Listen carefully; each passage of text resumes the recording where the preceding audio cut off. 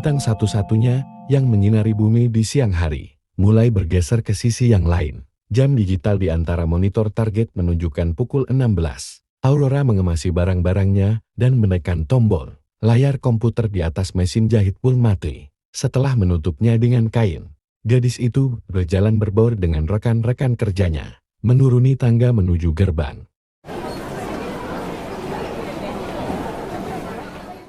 Akhirnya gak lembur juga. Capek banget tiap hari lembur terus, kata Aurora. Iya, stili baru tadi susah banget. Targetan per 40 menit awalnya cuma 15.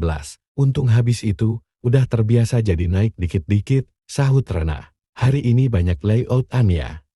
Banyak stile baru, tanya Aurora. Rana pun mengiyakan. Mumpung gak lembur, kita ke Malaksi yuk. Nonton kita sekalian beli sepatu baru, tambahnya. Boleh aja sih. Tapi kalau nonton film ntar pulangku larut malam lagi. Perjalanan setengah jam loh, jawab Aurora. Gak apa-apa aman-aman, ucap Rena meyakinkan Aurora. Pada akhirnya Aurora mengikuti keinginan Rena. Berawal dari pilihan film horor, berubah menjadi animasi 2D berjudul Mahkota Sunyi. Tentang sebuah kerajaan di mana setelah meninggalnya sang raja, karena sebuah penyakit, terjadi kekacauan di mana-mana.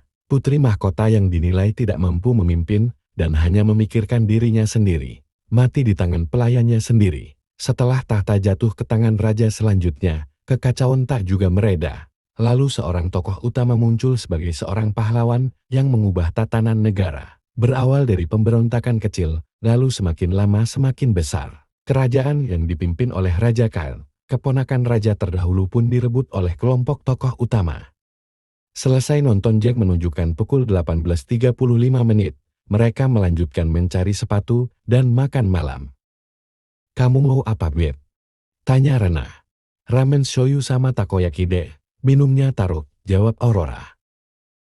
Usai makan, Aurora mengantar Rena ke kosannya, lalu pulang ke rumahnya yang masih harus menempuh perjalanan 30 menit lagi. Mungkin akan sampai rumah pukul 21 lebih.